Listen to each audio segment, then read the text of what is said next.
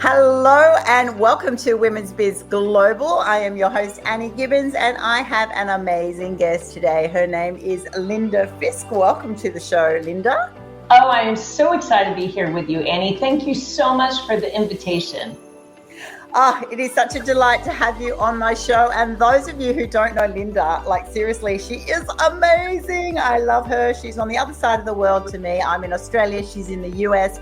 She is the founder and the CEO of LeadHERship Global. It is the most phenomenal organization on the planet for women. Seriously, amazing. Well, of course, besides Women's Biz Global, but we're going to share the love. Linda has previously been a senior lecturer at University of Oxford and Harvard and amazing things. She's a TEDx speaker. She's an author. She's all things wonderful, women empowerment, and passionate about women being strong, capable, amazing leaders. So we're going to have a fantastic conversation today. I'm really looking forward to it. And we're going to start off by actually sharing about our new exclusive diamond partnership. So we have secured between LeadHERship Global and Women's Biz Global what we call a diamond partnership. And I'd love you to share, Linda. Well, what is this partnership? Why did you think, gee, you know what? We women from across the globe need to team up here. We can actually just explode the opportunities for women globally by actually working together. Yeah, I love that, Annie. And I will say that I believe that this partnership really symbolizes our joint commitment to empowering women in leadership all over the world. I think that you and I are so united in purpose, in mission, and vision that made a lot of sense to partner together to accelerate the success of women leaders all over the world. Our credo in LeadHERship Global is so well aligned with the vision and mission of Women's Biz Global that I really believe that together we can make a significant impact for women all over the world. We are absolutely dedicated to creating positive impact in the lives of women in leadership and being able to really help them accelerate their success and to create a safe place for dialogue and for collaboration. And so that's why I'm so excited about our partnership. I feel like you and I both are absolutely dedicated to cultivating authentic relationships so that women all over the world can rise together. That's what it's about, right? Rising together. We don't want solo women being amazing. They are, but we don't want to go, oh, there's one. We want to actually raise the collective. This is what this is all about. And I'm excited because Women's Biz Global are all about helping women elevate their global brand and then making sure that they've got the business behind that actually backs up that they are the one that people want to get to. And therefore we focus a lot on media, brand elevation, making sure that people know who these women are. But you have a different angle, which is why I absolutely love what LeadHERship Global does. And I'd love you to share with our viewers who might not know about LeadHERship Global, what do you do and how is that going to work in perfectly with what Women's Biz Global offers? I love that, Annie. So you're right. You are an expert at raising the profile of women, expanding their thought leadership, really amplifying their profile all over the world. And we focus on accelerating the success of women to help them grow, scale, and prepare for exit in their businesses. So we make sure that we provide them exclusive access to everything from corporate board positions to financing to media opportunities, resources, tools, and connections and networks that really are very focused on helping women accelerate their success, no matter how they define that success. Whether it's they simply want to grow their business, they're at a place where they need to scale that business, or perhaps they're ready to exit their business in the next 5 years. We help ensure that they have access to everything from business experts to strategic advisors to resources and tools to, as I said, board positions or media opportunities, or sometimes strategic buyers that help them be able to not only leave a legacy, but to be able to very efficiently and effectively grow and scale their business and really achieve whatever level of success they're looking for. Oh, how good is this? Like, seriously, ladies, wherever you are on the planet now, you can just access these incredible services through LeadHERship Global. And I'm quite happy to go, I do.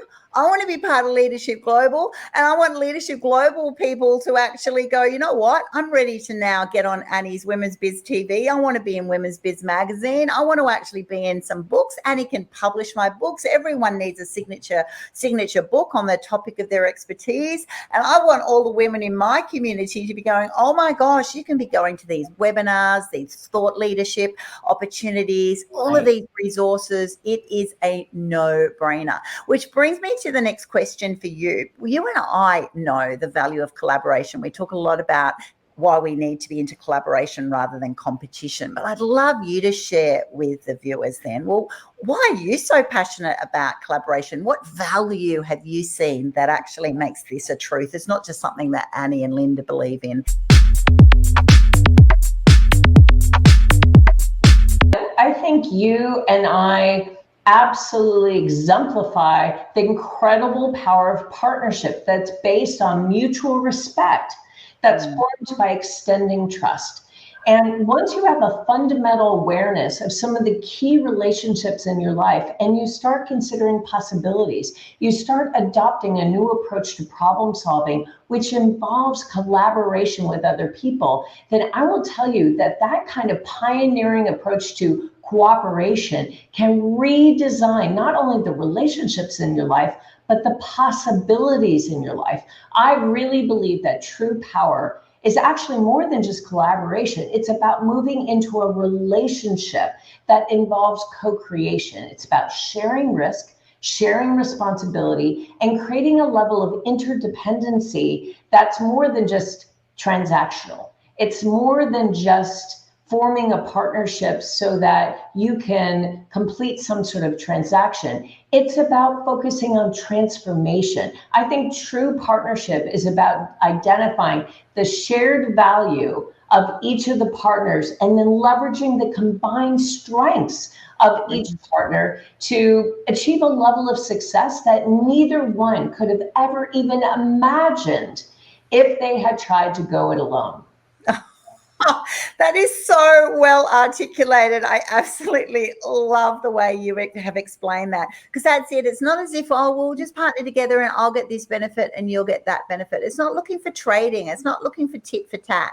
It's actually just going, you know what, let's actually just really support each other in the essence of what we're doing. Like us, we could be seen as competitors and we go, no, we're not. We actually, if there was a fine line, a client would actually decide which way to swing. But the value of the collaboration means that there's just more opportunity. There's more to choose from. And that's a good thing. And I think that's it. While women might think, there's risk there because you want to defend your turf, you have to expose it's calculated risk. But if you believe in yourself, you believe in your product, you believe in the solution that you have for someone's problem, then it will always come out as a benefit to collaborate. And I love the word you use there, relationship. You're actually forming true relationships, which is what we've got. You actually go, no, we're actually friends. We're not just looking at the partnership deal and what percentage return have we got on certain things. It's like, no, we actually just want each other to thrive and we want to offer more value to others. That's not too hard. We are so united in vision and mission and purpose. And the incredible value that you offer women in leadership is a beautiful addition. It's sort of like a puzzle piece that fits in perfectly with the value proposition that I offer. We have trust forums and masterminds and accelerate webinars, and we have teaching and training and coaching from some of the most well-respected, well-known business experts in the world. We provide consultation and coaching and all kinds of things. And what you do, Annie, is you tap into the brilliance of every single woman and you put it on display. And I got to tell you, I have deep appreciation for the transformative power of partnerships to create a world that is more inclusive, that is more prosperous, that's more sustainable, that's more resilient. And I think that's what you and I do together, is we are united and focused on trying to ensure that women have every advantage, that they have every platform, every stage, every relationship, every network that they need to really accelerate their success. So in our partnership, it's more than just collaboration. It's about moving beyond responsibility for individual projects to a relationship that involves co-creation, involves interdependency, and really transformation, not just in our organizations, but in the lives of the women that we're serving. So true, so true. So what are the biggest challenges that you see in the community of women that you work with? You know, you've got tens of thousands of people that you go, I know women in business. What are their biggest challenges that they are facing today? And how does then LeadHERship Global help them navigate that?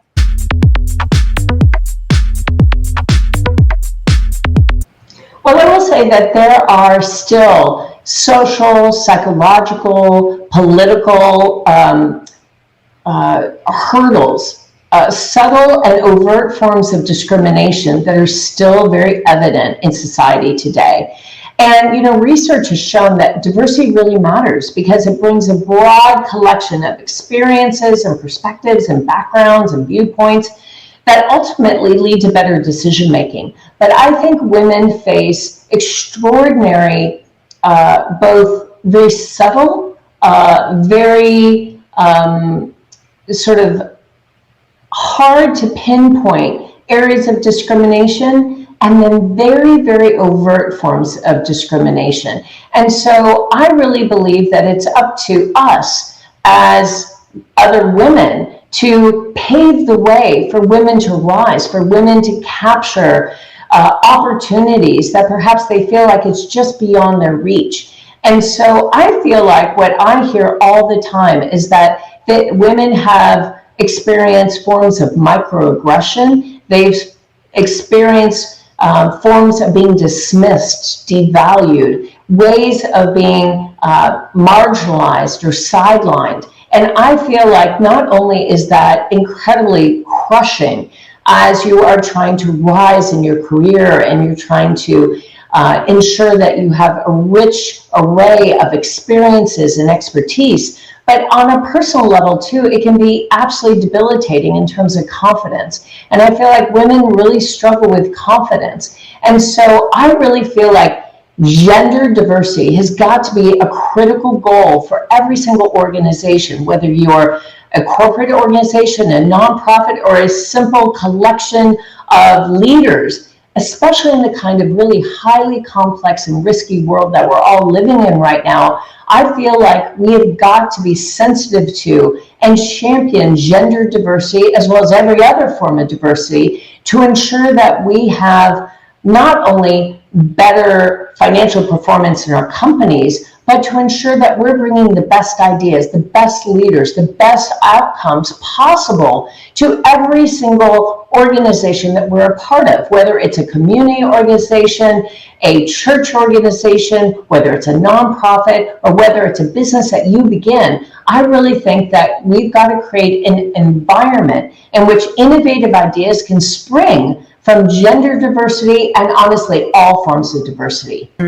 Oh, so true. We're so passionate about improving gender equality, which is going to come from, appreciating that diversity, appreciating the different challenges people have, but also appreciating what they can bring to the table. You know, we've got incredibly poor statistics on this at the moment. You know, I know in the Fortune 500 companies, I think it's currently around 6% of women are in are CEOs. We've got gender pay gaps in Australia of 13.3%, which means that, you know, women are earning 87 cents to the dollar of what men are. I mean, how are these things still happening? We've just gone through, you've got your Women's History Month, and we've got International Women's Day and things like that. And I've even had people go, you know what, do we still need to have that?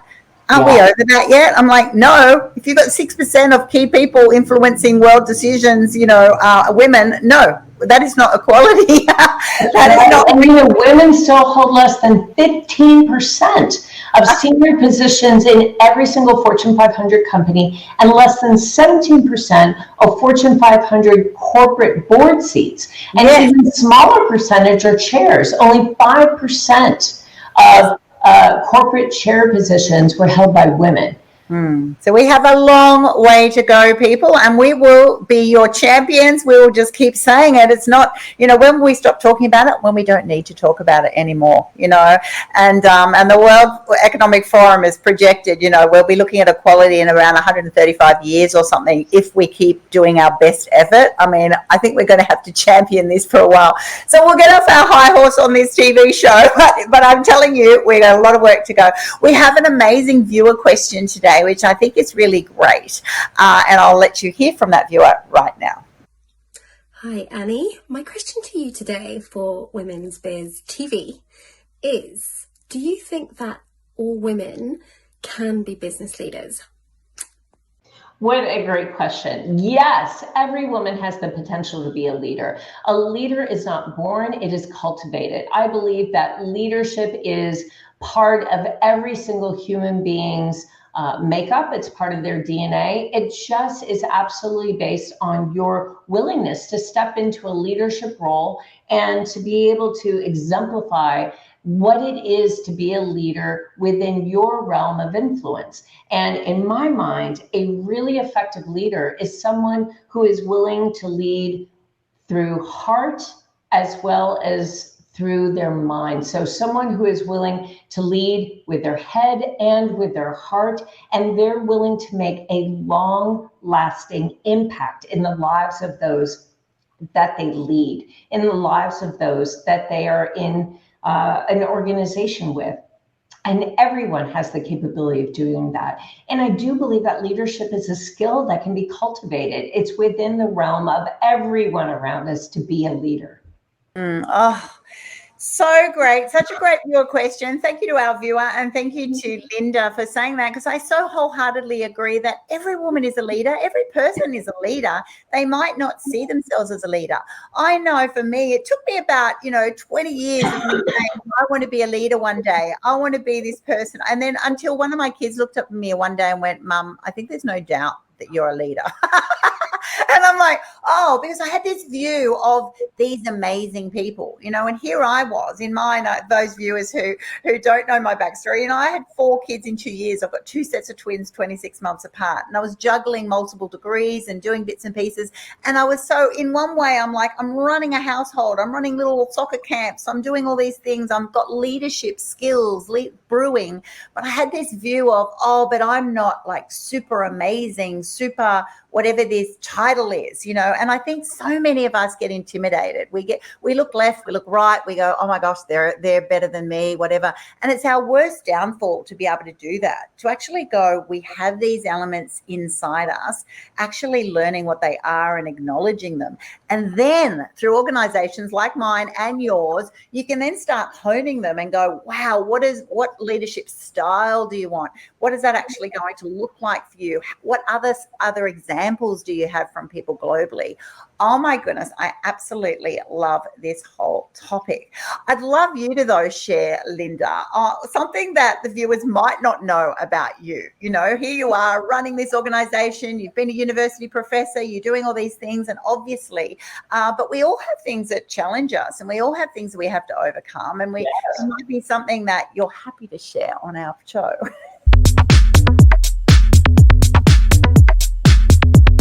Absolutely. And, this goes back to sort of what it is that you want to create in your life, how you define success, and also how you want to leave a lasting legacy. And I knew from a very young age that I wanted to be a leader, whatever that looked like, that I wanted to have the opportunity to influence others, to really support others, to accelerate their success. I wanted to step into a role where I was able to lift others up. I was able to help them define their vision, grow their leadership, and expand their influence so that they could leave a lasting legacy. And again, in my definition of leadership, it's all about helping those around you, those that you work with, those that you have stewardship over, those that you are coaching and training and mentoring. Your role as a leader is to ensure that those in your stewardship are able to step into their brilliance. They're able to raise themselves to the level that they aspire to. And so when I was growing up, although that was my vision, I had a very pronounced speech impediment. I had a very, very pronounced and debilitating stutter. And I stuttered from the time that I began speaking all the way through college. And it was something I really wrestled with because I thought, how can I create this life where I get to harness the knowledge, the influence and trust of high-performing leaders all over the world, to stimulate idea exchange, to support creativity, to help provide resources and tools to accelerate their success, if I can't even speak, if I can't even hold a conversation with someone else. And so, although I had a vision of what I wanted my life to be, I also had a debilitating speech impediment, a disability that seemed as though it was insurmountable. It seemed as though it was absolutely going to thwart any ideas, any dreams that I had about what I wanted my life to look like. So in high school, I made a resolution that I was going to research every single therapy, every single public speaking opportunity, every single speech therapy, every single counseling option that I had available to me to overcome my stuttering. And I will tell you, after hundreds of hours of therapy, speech therapy, counseling, and yes, public speaking courses, I now can hold opportunities to speak in front of thousands of people with a sense of confidence and with a sense of competence. And that's something that when I was 8, 12, 15, even 22, I never thought would be possible. So it really is within everyone's grasp to ensure that you are clear about what you want your legacy to be and overcome any of the obstacles, the roadblocks, the challenges that you may be facing if you hold fast to taking steps to being able to be that person that you envision for yourself. Oh, wow. Thank you. Thank you for your honest sharing and that, vulnerability to put that out. And that must have just been so challenging. And isn't it amazing? Sometimes the challenges can be the exact, the exact one thing that you don't want. If you want to be able to speak and to use your voice and to have that as the debilitating factor, it's like, come on, give me a break here. Right. It's not as though I had a hand that didn't work or a foot that didn't work. I didn't have a voice that worked. And in fact, it was so bad, Annie, that I couldn't even hold eye contact with people. I was they called it clinical shyness. I was so clinically shy that my stuttering was psychological. It wasn't neurological. I was absolutely shut down with anxiety and fear simply having a conversation with someone. So that took a lot of time to kind of overcome. But now I can say that being in relationship with other people and now absolutely having a global community of extraordinary women around me every single day is one of the biggest joys of my life. So I am so thankful that I was able to sort of overcome that debilitating, really significant disability. I am absolutely thrilled beyond belief for you personally, but I'm also sort of selfishly thrilled for all the tens of thousands of women and men that you've worked with who actually get the benefit of of Linda, right? And that's what it's about. And I think it's so wonderful to be having these conversations, because so many people just see the highlights reel of someone's life and go, wow, they look amazing. They they don't have any problems. And you kind of go, well, yeah, beneath the surface, we know, I certainly know, as coaching women around the world, like, wow, just beneath the surface are all these things that they're treading water with, frustrated with, angry at.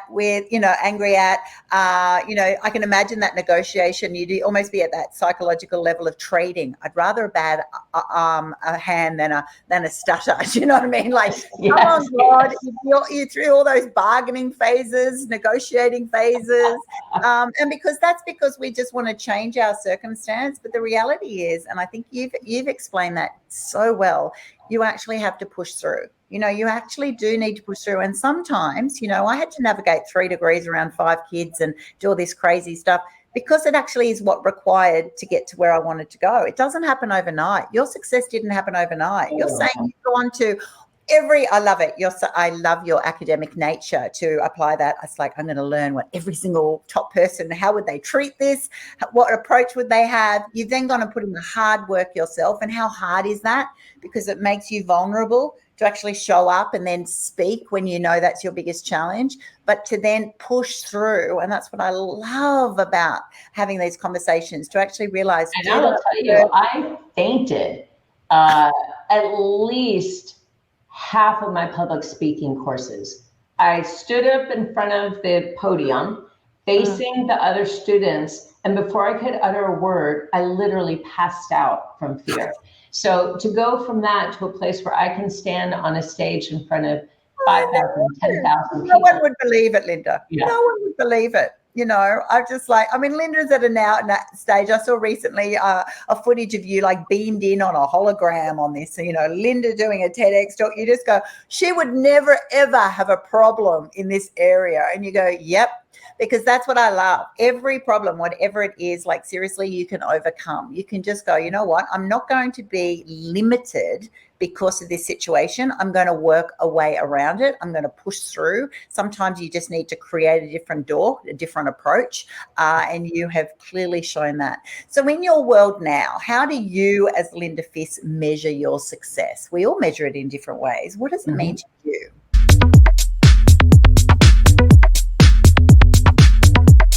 So for me right now, I think it's about exactly what we talked about. It's about remaining true to the purpose, the mission and vision of LeadHERship Global that is very much shared by Women's Biz Global. And this is creating a vibrant, thriving community for incredibly impactful, extraordinary women all around the globe so that they have the opportunity to unleash their full potential. They have an opportunity to collaborate with other extremely resourceful, innovative, and inspirational women all around the world. This is about giving high-performing and growth-oriented women a safe place where they can support one another. They can deeply invest in the success of one another, and they can get access to the resources, the tools, the funding, the learning, the connections, the networks that they need to really advance their success. So really how I measure my success is how well we are able to advance the success of women all over the world. If we're able to give women the opportunity to meet other inspirational leaders, to create lifelong friendships, to be surrounded by people that are deeply invested in their success, to be inspired, to be motivated by other women who cheer them on, who support them, to help them get to greater and greater levels of success and impact, then I would say I'm doing my job. I'm fulfilling the purpose of LeadHERship Global and also my own vision of what success looks like. It's to create and support personal as well as professional breakthroughs to help guide women to achieving greater and greater levels of success in whatever way they define that. And that is my criteria of success. It's not about my bank account. It's not about the car I drive. It's not about the size of house that I live in. And I will say I've been abundantly blessed in all those areas and, a million others. I have an incredibly abundant life. But I really believe that having an abundant life, the key to that is serving others. So being able to serve this global community of world-class women thought leaders and experts is my definition of success. And it's in serving them that I find incredible abundance in my own life.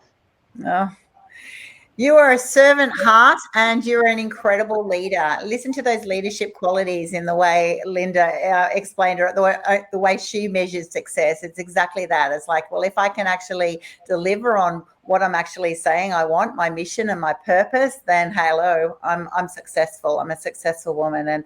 And there's definitely no ego in there. It's all about helping other people on their journey. And I'm so thankful and so blessed to know you, Linda Fisk. I'm so thrilled that we found each other and we can just partner together to do all of these amazing things globally. We're so honored, actually, I can speak on your behalf, to all of those women that we actually get to collectively partner with as well. You know, we are growing a global tribe, a global community of women who all actually sit there together. You know, we want all of you in the positions that you really hope and dream to be at, to have your own successes, to be rewarded for that, to actually leave your own legacies, have your own impact, and to do it your way on your terms. And I think that is the most important thing for me, that at the end of the day, we measure our own success and we want to be confident that that actually ticks all the boxes for us. So thank you for being on my show today, Linda. How are they going to contact you? They're going to find you through LeadHERshipGlobal.com. It is not hard to find Linda Fisk. Of course, she'll be on LinkedIn and she'll be on Insta and she'll be on Facebook and all these things. But the best way is just to actually go to LeadHERshipGlobal.com. It's a fantastic website. You'll find it very easy to actually just connect with Linda, have a little call. She'll be able to find out where you're at. You know, no hard sell. Where are you at and where do you want to be? And how can she help you? And then, you know, your life will seriously change by that one little step that you might think is a big step, but just go, you know what, I'm going to do it today. Jump on that website, connect with Linda, and she would just be delighted to speak with you very, very soon.